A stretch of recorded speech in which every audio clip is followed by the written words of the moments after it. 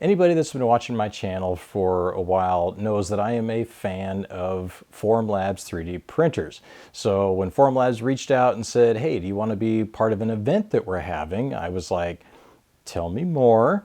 And if they were doing what a lot of companies do, where they just kind of dress up an existing product and call it new, I would have said, nah, I'll pass.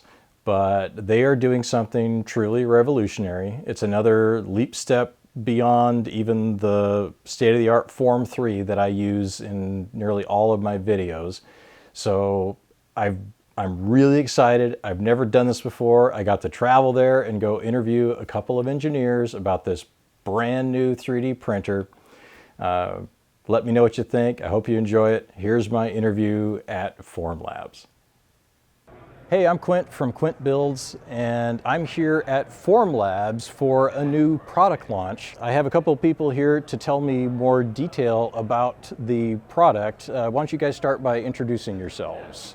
My name's Cole Durbin. I'm a technical program manager here at Formlabs, and I've been helping lead the development of this great product behind us, Form 4. I started here as a mechanical engineer, been here for about 5.5 years, and looking forward to chatting about this product. Yeah. And my name's Rebecca Chelsea. I'm a mechanical design engineer. Also worked on the Form 4. I'm relatively new. I've been here about 1.5 years, and I worked on the optical mechanical systems. Fantastic. All right. So I know I got my first Formlabs printer just a few years ago, and I think the first time I heard about the company was only 4 years ago, but it's been around a lot longer than that, right? So I know some people are going to be watching this that have never heard of Formlabs before, so maybe take us through the sort of the origin story, or how long has Formlabs been around? Happy to talk about that. Formlabs was founded in 2011. Out of 3 guys at the MIT Media Lab, and the goal there was to sort of democratize what was a very expensive and inaccessible technology in SLA 3D printing. Right. There were large incumbent technologies with very high costs, 6-figure costs to get a machine to use. The Form 1 was the first product that Formlabs shipped, and that was the first desktop-sized SLA printer that really made this very approachable. From there, the Form 2 made that technology much easier to use. That was the first SLA printer I used, was a Form 2, prior to starting to work here. And in about 2019, we shipped the Form 3, which is what lots of people know and love today, including yourself. Yep. And that's a real workhorse of professional desktop 3D printing. It takes advantage of our wide-ranging material library, and outputs amazing looking, really high quality parts. Now here we are with the Form 4, and that's next step in this process of evolving SLA and trying to bring really reliable, low cost, high accuracy, high quality SLA printing to everybody. Yeah, right. Yeah, I remember those days when, like, I had a boss that would ask me when I'd go to a show and see a new printer, and he'd say, "Oh, is it stereolithography?" I'm like, "No." He's, "Oh, that's where it's at." But yeah, they were so prohibitively expensive. Yeah. And then now I've got one at home in my shop that I can make parts with. That was indispensable for the knife throwing machine that I made. I tell everybody, the strength of those parts. I own an FDM printer that I don't use anymore because the isotropic and anisotropic, we talked about this a bit ago, that the resin prints off the Formlabs machines they're equally strong in all directions. So when I had pulleys and things that were getting tugged on at rapid speeds, I knew that those prints were going to hold up when in my experience, the FDMs wouldn't be able to do that. The first time I heard about the Formlabs, I think maybe I'd heard about it here and there, and then I saw Shane Whiten with his Stuff Made Here channel, and I'm a patron of his channel, and so people would ask the question. He's got all this machining equipment, his CNC mill and lathes and routers and stuff, and people would ask him, if you could only have one machine, which one would it be? And he would say, my Form 3 printer. And I was like, you've got to be kidding me. You have all this machine equipment. As I am such a fan of machining and getting stuff out of metal, I take a lot of pride in being able to do that. That's what got me to bite and get that Form 3. And then, yeah, I see why he's so proud of it, and I'm proud of it, and I tell everybody this thing it's so amazing. But I did have, and I mentioned earlier that someone approached me last year that does a lot of FDM printing, and they have used a Form 3 in the past, and they were looking at the knife throwing machine and saying, my goal is to get you to give FDM another try. And it was like, why would I want to do that? And he said, well, I know that he says, yeah, your magazine piece here is nice and big. Yes, it's strong, and it's stronger than FDM, and it's more precise than FDM, but you can print on FDM, I can print 3 of those in the time that you can print 1 of these. And granted, his FDM prints were some of the best I've ever seen, so I got to give it to him there. But then I come to Formlabs today, and what I find out is that the new Form 4 literally prints 3 times faster than my Form 3 does. That's correct? That's correct. That's just hard to believe.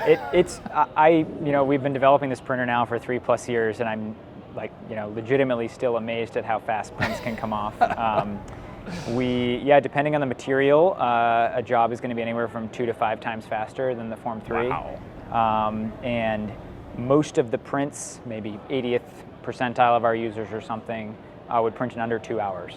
Wow. And the full build volume is 5 hours for almost any material. So it changes the game with what you can do. The prototyping you talk about is, this literally changed how we developed our printer, because you can iterate multiple times in a day.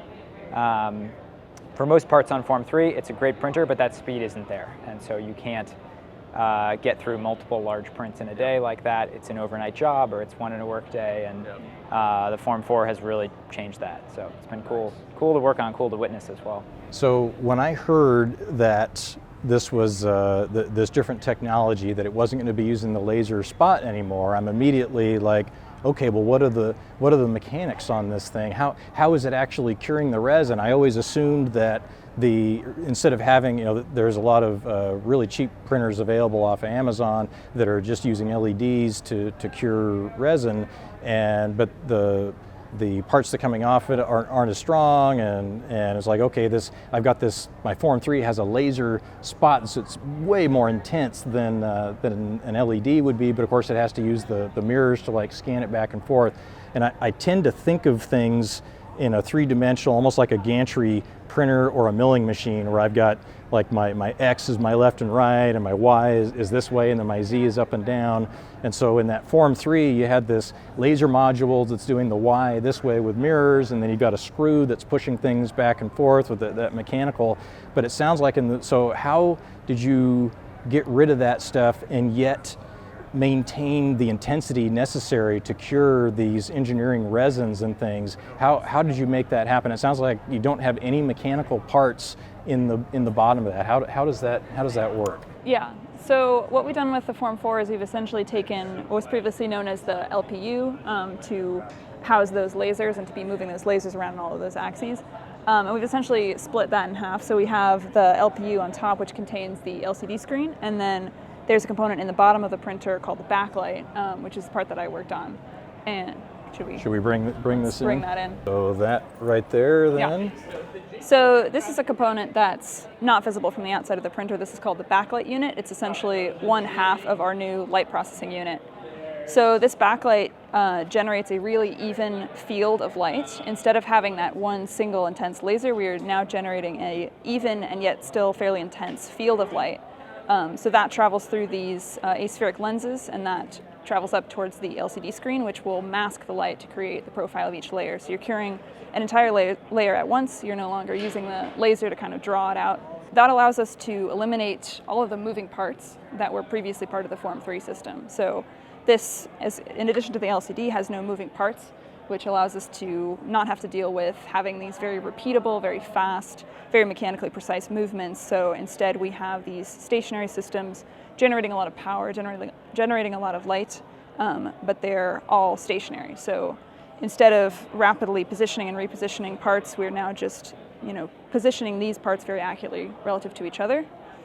So that's a lot of the engineering work that we did, was having very precise geometric tolerances in all of the stack up of these components to the chassis of the printer, to the LCD, to make sure that everything is very precise.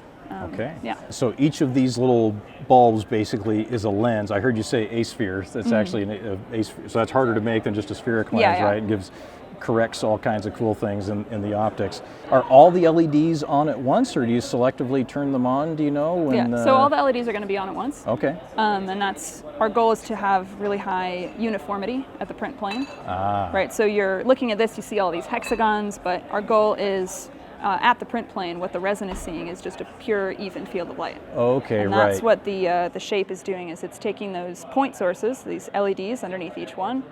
Point sources are going to exude this cone, and then the cone gets turned into these perfectly parallel, uniform rays of light. It's like a high-end flashlight, basically, lined up that gives a nice even pattern instead of some really hot spot on there. Even parallel rays. Okay, excellent. Obviously, a lot of people are going to see these $300, $500 printers on Amazon, where you're using LEDs to cure the resinous. Well, how is this any? Clearly, this is very different, and a lot more has gone into bringing a nice, even, intense UV light on the bottom of that. Yeah. A lot of what we have as an advantage is we still have that very high intensity, which is what allows us to print so fast on this machine, so much faster than the Form 3 and faster than a lot of competitors. Is by maintaining the intensity of all of these LEDs. This system has built-in cooling underneath it. It's sitting on a big heatsink, so it's generating a lot of power. Wow. A lot of energy is going into making all of that intense light. I was wondering where the heat would go. So yeah. So we have it. This as a module. This is a replaceable module, so it has a built-in its own cooling system. Oh, is a heat sink back there and everything? Yeah, and a heat sink under there. Wow. Yeah. The other thing I had in my mind was the tanks on the Form 3 have like a, there are two layers of plastic there. So there's the window that the resin sits directly on, and then there's something that's almost kind of drapes underneath that when the laser unit comes along, it kind of lifts it up against it, and then you had like I think, because I don't know, that sort of gave localized contact with the part that you were printing. So that was like that low force stereolithography thing that you're only contacting in one spot. But it sounds like, from what I heard this morning, is with this, you actually do have full contact on the entire layer there. But it's different, right? You had to come up with some things to solve that, so that you didn't, because everybody that's used one of those cheaper resin printers, it's pulling away. You've just cured what's almost an adhesive there to the bottom, and now I'm going to lift up and try to get more adhesive, and you definitely don't want that sticking. You don't want it to get stuck there and causing problems. So you guys had to come up with some kind of solutions. It's not just a simple piece of plastic, right? You had to engineer something that had better release to it. Is that right? Yeah, there's two key things to talk about here. Look, Form 3 used LFS, as you said, low force stereolithography. We're using LFD, low force display. That's our print engine coinage for the Form 4, and what that really means is we've got two key things under that. One is a robust tank film, so it is a multi-layer tank film. We want it to be super scratch resistant and strong, but also very sort of low adhesive force, so that we can print on it and have low printing forces. Underneath that is what we call the release film, and that is a custom designed piece of hardware. It's an optical component, really, that is on top of our LCD, on top of the LPU there, and it allows air basically to flow in between that flat plate of what would be an LCD and the bottom of the tank. And that means that the film is able to tent and sort of peel off the part in a low force way, as opposed to taking two flat plates and trying to rip them apart, which can be very high force. And so that's sort of the core of this LFD is that release film that is really letting the film behave freely on the printer. And that's kind of how we took that low force technology that we knew was very important on Form 3 and ported it to this new technology on Form 4. Okay, and it's good for, I think I heard some ridiculous number of layers that it's good for, like 75,000. I don't even want to say. It was a really high number. Tanks are good to 75,000 layers or more. I think anecdotally we've been printing on these tanks for many, many more layers throughout development, and I think that's going to be something customers are really going to enjoy, is that these tanks are pretty bulletproof, and that's been a great step forward from the Form 3 and 3L lineage, is that the Form 4 tank is simple, it's robust, and we think that's important. On the Form 3, some of the resins will reduce the tank life, right? That's one of the warnings when like the rigid, those really higher performing resins would reduce that tank life, but I heard this morning that's not the case with the Form 4. That it's the same life for all of them. It can handle it. Like, I was just like, oh yes. That's exactly right. It's nice to just put that worry aside. Yeah. The Form 3 tank has an adhesive layer sort of in the core of the tank, and that fails over time with certain materials. The Form 4 tank does not. It's a fully mechanical architecture that won't leak, won't fail, even with long-term exposure to resin. So that sort of chemical compatibility, chemical resistance was sort of a core must-have in the design of that product. Nice. Yeah. And then the other thing that I just remembered that I heard this morning was about the time that it takes to fill a tank. Because I've sat there and watched, like when I've got an empty tank and I put it in there, okay, new resin and go, and it's like filling the tank, and it's this tiny little, like I'm using an eyedropper or something to just put a little bit in, and it'll get there. To Formlabs' credit, it'll even have something on the screen on the Form 3 that says, hey, it'd be faster if you want to just go ahead and take that cartridge and pour some in, which I do. But then I saw it showed the little video clip of this like 1/4 inch diameter just blah, and they said you can go from an empty tank to printing in 5 minutes or something like that. It's just like, oh yes. We've got a new cartridge design, our second generation cartridge for Form 4. We've reduced the plastic in the cartridge by almost 2/3. It's important for sustainability reasons. Nice. We've halved the overall bounding box volume of the cartridge, so you can fit twice as many on your shelf. And in shipping, which is important, and most importantly, that bite valve is bigger and faster, so we can now dispense really quickly. Most important for new tank fill times, but this printer now consumes resin fast enough that we actually need a cartridge that can dispense it fast enough to keep up with certain prints. So that was another reason we had to go. That makes sense. Yeah. You can't print fast without enough resin to do it. Exactly. Yep. Okay. Fantastic. Well, so these are going to be ready to ship by the time, I heard beginning of May? Yep. Ready to ship? Yep. We'll be shipping starting May 1st for orders placed right away, and we're in mass production with this product, so we're looking forward to getting them in the hands of many people.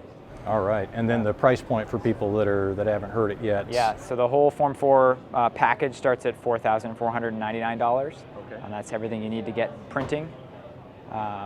And yeah, we're looking forward to getting this in the hands of people. We think they're going to really like it. So fantastic! I can't wait to try one myself. So, well, thank you to Formlabs for flying me out here. It's been such an exciting day seeing this new product that's been worked on for so long by all these really smart people. Thank you to both of you for your time and answering all the questions that we have. I'm Quint with Quint Builds, and thanks for watching.